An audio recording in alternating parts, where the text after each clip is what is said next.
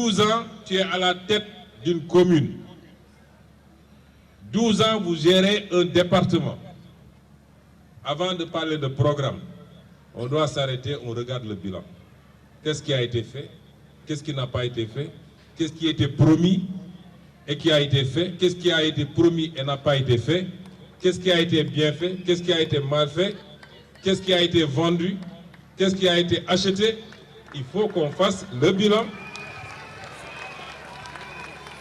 Bu ñu paree bilan bi nag ñu doog a wax seen programme pour les 5 prochaines années c'est quoi? Et programme boobu ñu accepter nag s'ils sont vraiment courageux, s'ils sont garçons comme disent les Niack, les Ivoiriens, je le redis à nos amis de la presse que ñu toog nag ñu def un débat civilisé, une confrontation programmatique après avoir fait les bilans. Mais ma wax ñooñu di wax qui parlent parce que ils ont pris le programme Bourok, ils l'ont envoyé partout. Ils ont envoyé à des économistes, à des juristes, pour leur dire trouvez-nous les failles de ce programme. Bi ñu xoolee ba xool les seules failles qu'ils ont trouvées nee nañu dans l'inventaire, dans la partie diagnostic, j'aurais dit que dans tel endroit le poste de santé est dans un état calamiteux, alors qu'il y a 3 semaines ils ont réfectionné le poste de santé. Yooyu la ñu dem ci rajo yi di wax. C'est ça leur critique. D'autres dugg nañu ci débat boo xam ne xamuñu ko parce que nag la politique est en train de changer à une vitesse grand V au Sénégal. Les nullards de la politique n'ont plus leur place en politique au Sénégal. Xamuñu ko. Xam nga Wolof dafa ne Alquran xajul ci bopp golo. Ñi fi newoon di golo-gololu bi dëgg ñëwee ñoom ñëpp mujj nañu xam ni golo lañu. Moo tax li leen dese mooy dem ci télé yi ak ci rajo yi di saaga. Nun xam-xam la ñuy wax politique yooyu dajale nit ñi distribuer de l'argent ou des tissus après faire des promesses dem c'est fini au Sénégal. Que tout le monde a le niveau pour comprendre ce qu'on dit. Moo tax suñ leen di woo ci xam-xam ñoom dañuy tontu ci ay saaga ak ay xaste. Li ma ci gën a métti nag l'un des arguments qu'ils ont toujours utilisé mooy la stigmatisation de la Casamance et des Casamançais. Ça c'est fini au Sénégal.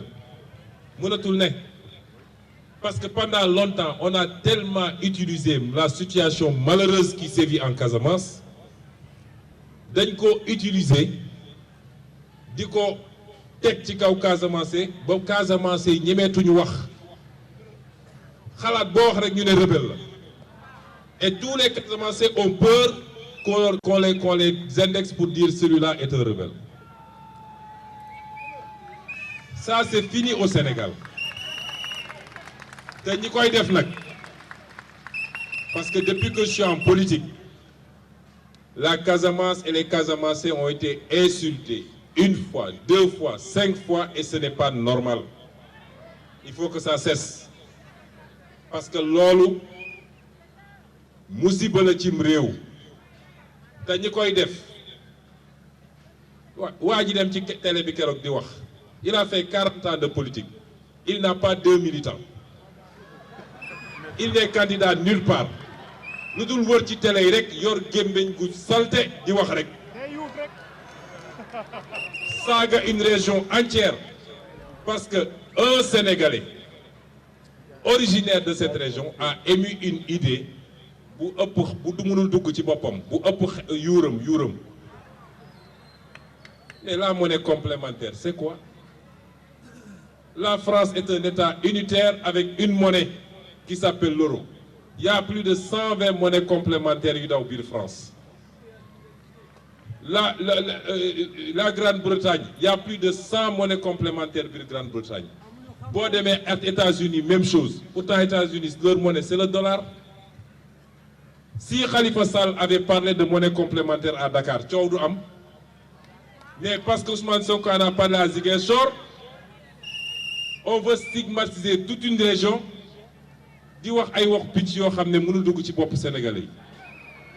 Depuis que je suis en politique, diabolisation, moi, chapitre, moi, le diable à l'épreuve du passif.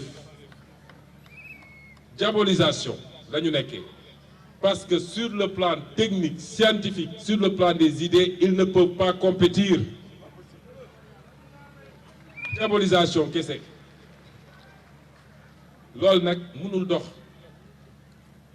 Je suis un produit du Sénégal et de l'Afrique. Suma sañoon man bu ma yàlla di dénk mu war a jiite réew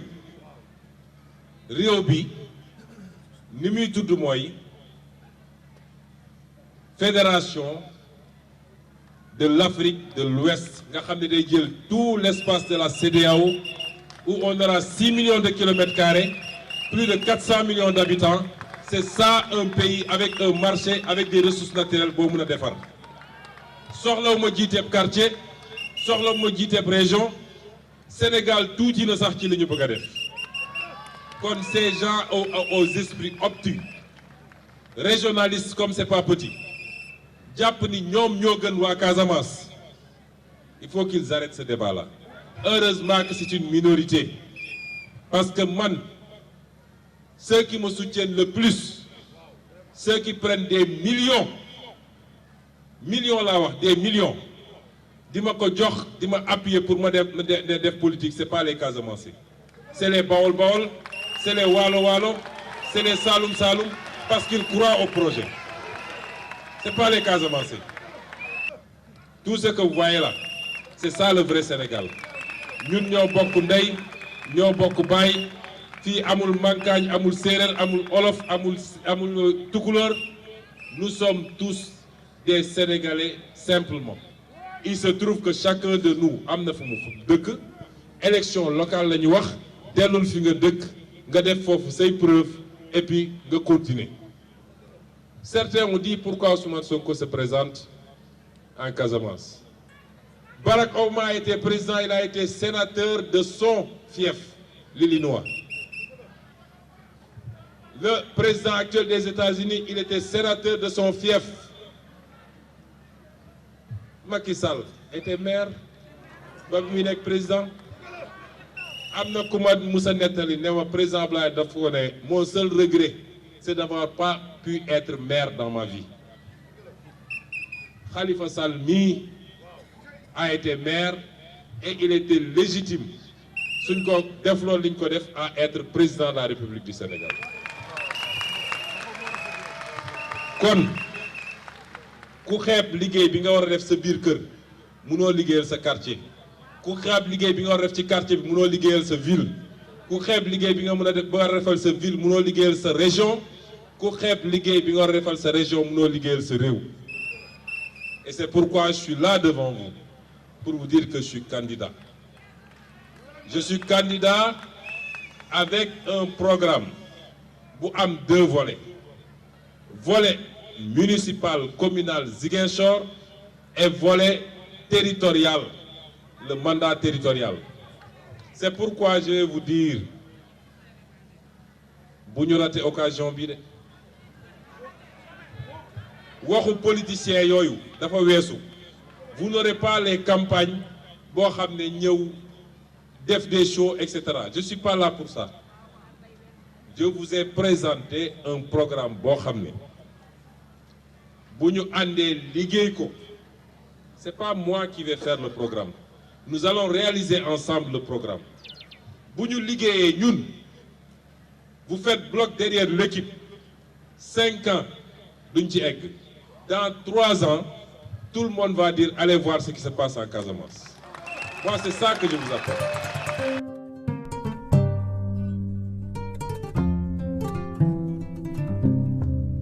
C'est ça que je vous apporte.